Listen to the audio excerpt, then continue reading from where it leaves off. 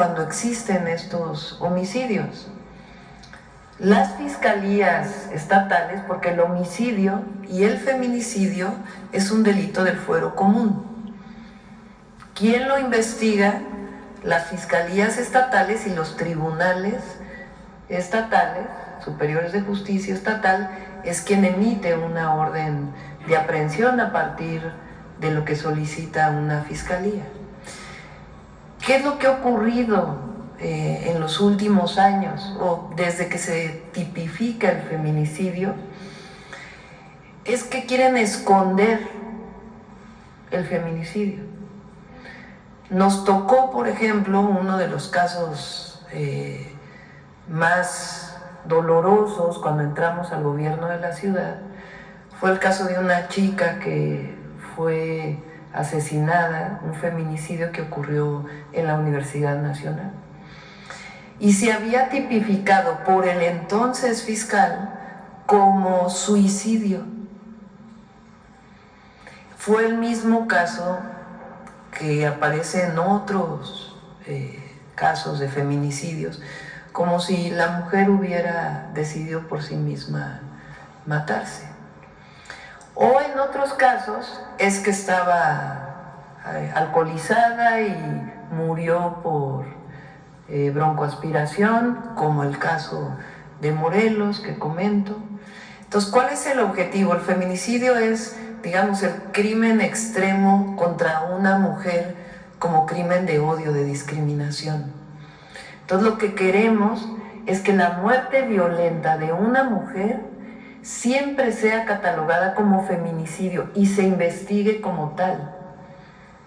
Si en la investigación se ve que fue otro motivo, entonces se desecha feminicidio. Pero el objetivo es que se catalogue como feminicidio para investigarse como tal en el caso de la muerte violenta de una mujer. Entonces, ya hay una parte de lo que enviamos, si es necesario enviar más, vamos a enviar más, porque el objetivo es que no haya, el objetivo es erradicar la discriminación de cualquier forma en nuestro país.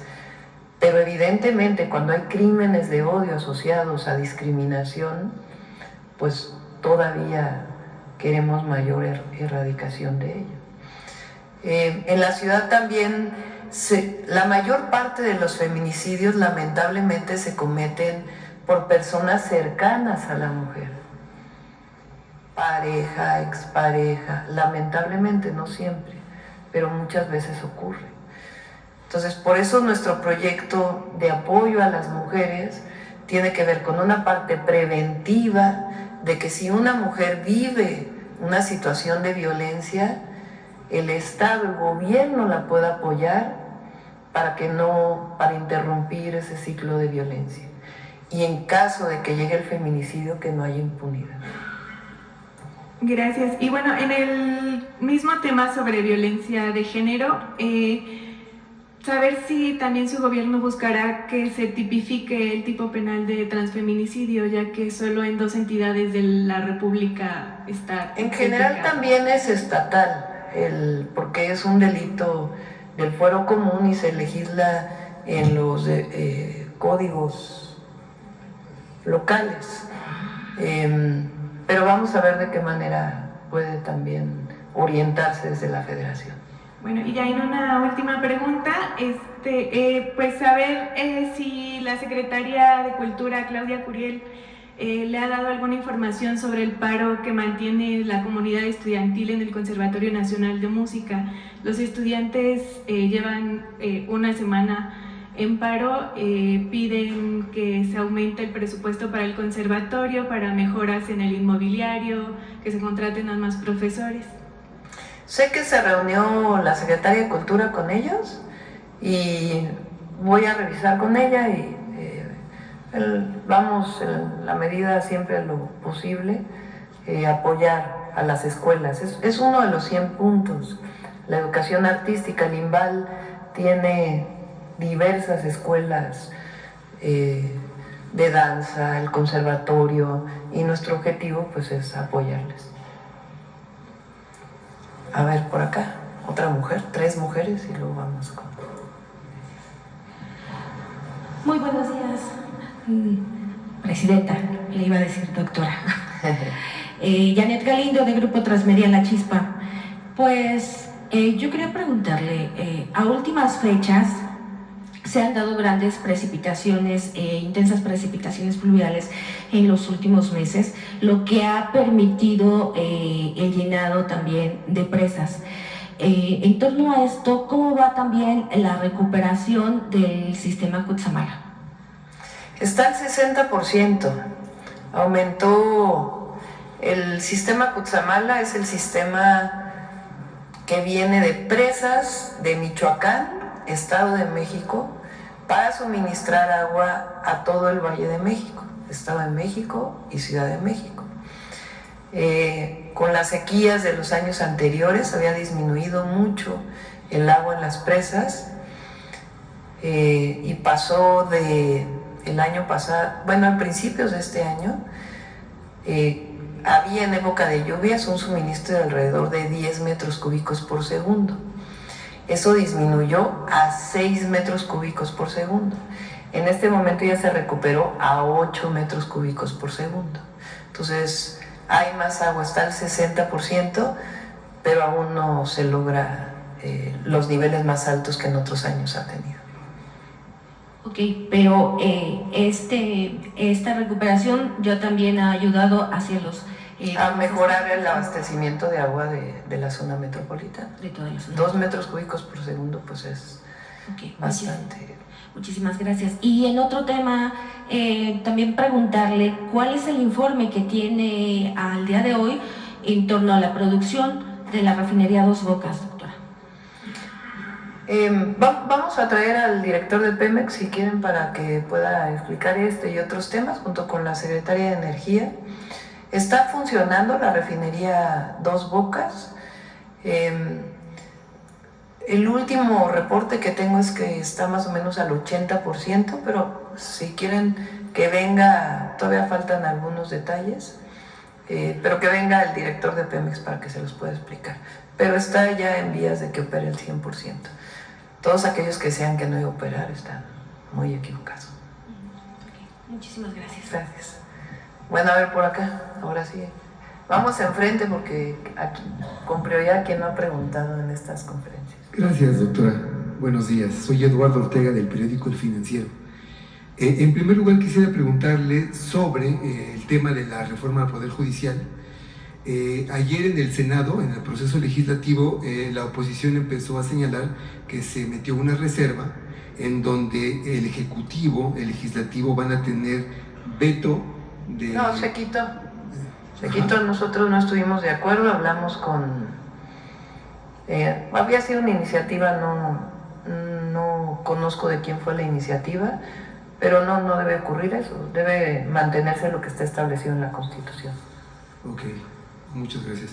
En otro tema le quiero preguntar sobre el presupuesto. Usted ayer mencionaba que se va a bajar el déficit, entonces yo quiero preguntarle de manera puntual si el déficit va a bajar de 6% a 3.5% como usted había ya dicho, o si va a bajar del 6% a solo el 5%, que es como ha trascendido que quizás va a suceder. Sí. Primero, va a cerrar un poco menos que 6%, algunos puntos. Esa es por lo menos la estimación que tiene Secretaría de Hacienda. Y el objetivo para el próximo año es una reducción importante del déficit. El objetivo pues es llegar al 3.5, pero estamos viendo, no queremos tampoco, va a haber una reducción importante y, como se dice, los mercados van a recibirlo bien. ¿Qué es lo que no se puede hacer? Que es, digamos, lo que había antes. La obra pública tiene que seguir y los programas de bienestar tienen que seguir. Tanto los que ya están con su aumento, por ejemplo, hay cerca de 400,000 adultos mayores que ya cumplieron 65 y que se les tiene que dar su apoyo, su pensión, los nuevos programas sociales y la obra pública. La obra pública como ya se demostró con el presidente López Obrador, con la Cuarta Transformación, con este nuevo modelo de desarrollo del país, cuando hay obra pública se potencia la obra privada, la inversión privada, y además se generan empleos, que es muy importante. Entonces, cerrar a cero inversión pública, pues no sería correcto. Entonces, no va a haber aumento de tasas de impuestos y va a disminuir de manera muy importante el déficit. El objetivo es llegar a 3.5 y si no, rondaría sobre ese porcentaje. ¿Usted descarta una crisis fiscal, como se menciona? ¿Perdón? ¿Usted descartaría una crisis fiscal? No, cero, nada. Hay recursos en la tesorería y no hay problema. Tuvimos una reunión el lunes y está cerrando bien el gobierno. Finalmente, doctora, usted ha dicho que quiere convertir a México en una potencia científica. Entonces yo le quiero preguntar en ese sentido si usted tiene previsto incrementar la inversión en desarrollo de ciencia y tecnología. Sobre todo se maneja que la meta debería de ser del 1%. Entonces, ¿en cuánto se incrementaría la inversión en este rubro? Y, bueno, fundamentalmente. Se va a ir incrementando poco a poco. ¿Cuál es el planteamiento que nosotros tenemos? Y como en alguna época de mi vida me dediqué a la ciencia, el objetivo es que los distintos grupos de investigación científica, tecnológica y también de las humanidades y de las ciencias sociales puedan coordinarse para que todo ese conocimiento pueda generar desarrollo en ciertas áreas. Por ejemplo, lo que plantea en el Zócalo, el desarrollo de un vehículo compacto eléctrico, diseñado por mexicanos, producido por mexicanos, ensamblado por mexicanos. ¿Qué necesitamos para que eso ocurra? Pues juntar a las mentes científicas, tecnológicas, que hay muchas en el país, en la UNAM, en las universidades de los estados, en el Tecnológico Nacional de México, que es una gran institución, en el Instituto Politécnico Nacional, juntarlos para que haya este desarrollo. Planteamos también desarrollo en patentes médicas, por ejemplo. México tiene investigadores en investigación biomédica pues de primer nivel. Entonces a veces no es necesariamente que le des más recursos y que siga este esquema de trabajo aislado, sino que juntemos. Esa es la labor fundamental de la secretaria, entre otras, de Ciencia y Tecnología. Entonces eso nos va a permitir avanzar en muchos temas que existen, se quedan publicados en un artículo, pero no se convierten en avances en el desarrollo nacional. Y nadie le pide nada a los mexicanos y mexicanas. Los mexicanos y las mexicanas. El pueblo de México es el pueblo, si no el más, de los más trabajadores del mundo. Y los investigadores nacionales, los ingenieros, ingenieras, bueno, ingeniería estructural, que aquí Jesús es experto, su padre, un hombre reconocido internacionalmente como ingeniero estructural del Instituto de Ingeniería, es reconocidos los ingenieros estructuralistas, se dice, ¿verdad?, en todo el mundo. Son la mejor carrera reconocida internacionalmente de ingeniería en estructuras o posgrado, está en nuestro país. Entonces lo que queremos es que toda esa maravilla, que es realmente nuestra gente, pues se junte para poder producir. No solo es un asunto de recursos, es un asunto de cómo nos organizamos para que todo ese conocimiento y ese desarrollo que viene de tiempos ancestrales, aunque a algunos no les guste reconocerlo,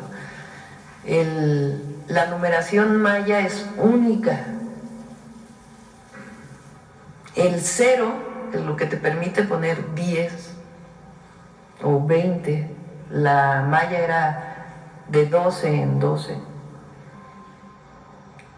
Es una innovación que no existía prácticamente en ningún lugar del mundo. Los números romanos, como los conocemos, sumar en números romanos es complicadísimo. La aritmética de los números romanos es complicadísima. En cambio, los mayas tenían un desarrollo matemático mucho más. La chinampa es una forma de producción sustentable que no había en ningún otro lugar del mundo. Si recuperamos esos conocimientos, el impulso del desarrollo científico, tecnológico que ya existe en las mentes mexicanas, pues vamos a avanzar mucho más en el desarrollo nacional. Por supuesto que también se compra tecnología y hay transferencias tecnológicas, no se trata de cerrarnos, pero ¿por qué no darnos la oportunidad de impulsar la innovación y el desarrollo tecnológico y también de las humanidades y las ciencias sociales? ¿Quién más? A ver aquí. Perdón. Ahí. Buenos días, Presidenta. Jesús Pérez de Revolución 3.0. A propósito de tapar baches, ayer trascendió que el Consejo de la Judicatura Federal aprobó entregar las listas de los juzgadores al Senado y así iniciar el proceso de selección y elección para el rumbo al 2025. Le pregunto, Presidenta, ¿esto es optimista? ¿Cree que esto podría ser el inicio de una solución a la disputa entre poderes? Y si esto también puede ser resultado de la reunión entre el presidente del Senado, Gerardo Fernández Noroña, y la ministra presidenta Norma Piña, ¿esto abriría la posibilidad de que usted se pueda reunir con la Corte? No me voy a reunir con la Corte. La Secretaría de Gobernación, en todo caso, tiene la atribución para reunirse con cualquier poder o a resolver cualquier asunto que tenga que ver con la gobernabilidad de nuestro país. Les voy a decir los hechos y que ustedes dan las interpretaciones. En el Consejo de la Judicatura quedó la votación 4-3 por primera vez a favor de que se entreguen las listas. Hubo 3 miembros del Consejo de la Judicatura que votaron en contra de que se entregara la información que constitucionalmente deben de entregar. 2, ayer aceptó la Corte, se llama recursos de inconstitucionalidad o controversias, ¿cómo se dice? Acciones de inconstitucionalidad de partidos políticos. Los partidos políticos no tienen atribución más que en algunos casos electorales de presentar estos recursos. Y a pesar de ello, la Corte los aceptó. Debería de haberlos rechazado, porque no tienen personalidad jurídica los partidos políticos para presentarla. Si hubiera sido el 33% de una Cámara, que es lo que se establece, entonces sí. El argumento que dan es que es por asuntos electorales, porque es un asunto electoral. No tiene que ver este asunto electoral con los partidos políticos. O sea, ellos mismos,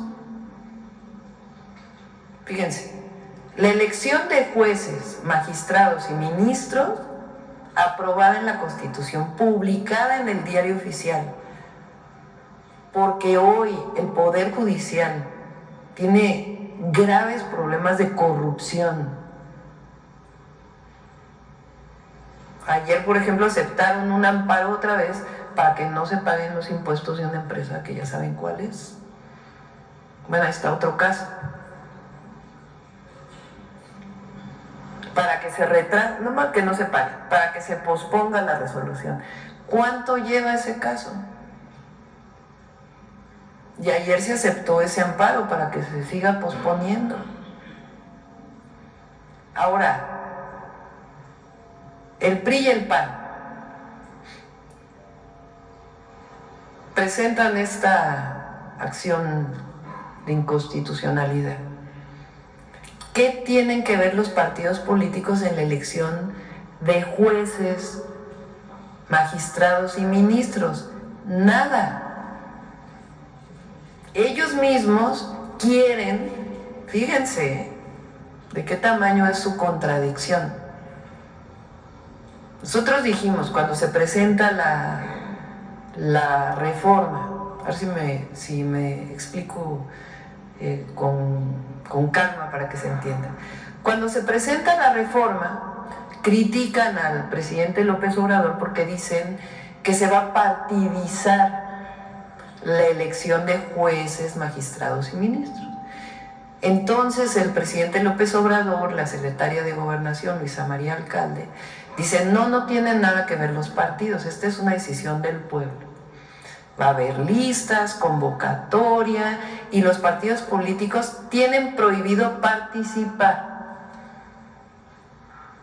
Es una elección directa de la gente, sin los partidos políticos como intermediarios en ese proceso. No es como en las elecciones a presidenta, a diputados, senadores, cabildos, presidente municipal, diputados locales, donde participan los partidos políticos. En el caso de jueces, magistrados, ministros, elección, los partidos políticos tienen prohibido participar. Entonces no es una elección por partidos políticos.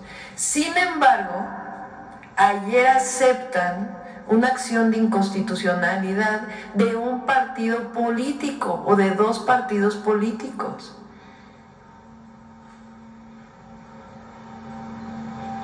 Entonces, así de que digan, bueno, que no. Entonces, el llamado es que acepten que ya hay una reforma constitucional, que no va a haber retroceso en la elección de jueces, magistrados y ministros, por una razón, porque es una decisión del pueblo de México. Para seguir hablando bien de la Corte, ayer la segunda sala también aprobó un proyecto del ministro Alberto Pérez Dayán, donde se limitan las facultades de la UIF, particularmente para bloquear cuentas ligadas a la delincuencia organizada. Uno de los interesados, el exgobernador de Tamaulipas, Cabeza de Vaca, fue el que promovió este recurso a través de su abogado. ¿Qué opinión le merece que, por cierto, la ministra Lenia Batres advirtió que beneficiaría precisamente a figuras como Cabeza de Vaca? Lo estamos revisando. Les pedí hoy justamente a la consejera jurídica, al doctor Saldívar, que analicemos cuáles son las implicaciones, o sea, exactamente a qué se refiere esta resolución y cuáles son las implicaciones, porque tiene que ver con lavado de dinero en el extranjero. Entonces, lo vamos a revisar antes de poderles dar nuestra opinión, y ya que tengamos una revisión clara, que se pueda explicar claramente, se los planteamos aquí en la conferencia. Finalmente, Presidenta, ayer se aprobaron los cambios en el Congreso de la Unión a la Constitución, a los artículos 25, 27 y 28 en materia de soberanía energética. Me gustaría conocer su opinión, porque para uno se trataría como una renacionalización, es decir, en positivo, de Pemex y CFE, fortalecimiento, pero hay ya voces típicas de la iniciativa privada que hablan de competencia desleal y de un monopolio público. Sí. Primero, felicitar a los diputados por haber aprobado esta reforma constitucional. En parte sí es revertir una parte de la reforma del 2013. Ayer lo explicamos. Las empresas públicas, Comisión Federal de Electricidad y Pemex, fueron creadas por dos objetivos principales: la soberanía energética de México y el poder dar electricidad, gasolinas, diésel, todos los derivados del petróleo accesibles a la población. Gracias a la nacionalización de la industria eléctrica, vino un proceso de electrificación en México que hoy llega prácticamente al 99%. Si no se hubiera dado esa nacionalización, con las empresas privadas nunca hubiera llegado la electricidad a pueblos, poblados, municipios alejados, porque el objetivo de una empresa privada es la ganancia. Entonces, ese objetivo no necesariamente es el de brindar servicio público. Viene un proceso de reformas en el caso eléctrico desde 1992 con Salinas de Gortari hasta la reforma del 2013 que finalmente logran cambiar la Constitución. Ahí se abre un mercado eléctrico y cambian las empresas públicas a ser empresas productivas. Nadie dice que las empresas públicas no deban ser productivas, deben ser eficientes, productivas, que no haya la corrupción que había en la época principalmente el periodo neoliberal, pero antes también. Entonces, claro que tienen que ser productivas, eficientes, pero tienen una función. Su función no es la competencia con las empresas privadas, su función es la soberanía energética y que haya combustibles y electricidad accesible al pueblo de México. Entonces pasan de empresas productivas a empresas públicas. Sí se revierte una parte de la reforma del 2013 y eso es benéfico para México. Ahora, ¿qué pasa con el mercado eléctrico que se aprobó en el 2013? Continúa. ¿Con qué característica? 46% de la generación. Entonces sí se permite la inversión privada, sí sigue el mercado, pero se da la característica de que si la generación de CFE pasa del 50%, no se considera monopolio. Entonces, al pueblo de México esto es muy bueno. Fíjense lo que ocurrió en España cuando toda la crisis del gas. Tarifas de la electricidad, que está privatizada prácticamente toda la industria eléctrica, tarifas de la electricidad impagables para los españoles. Ni el propio gobierno español pudo poner esquemas de regulación que permitieran bajar la tarifa.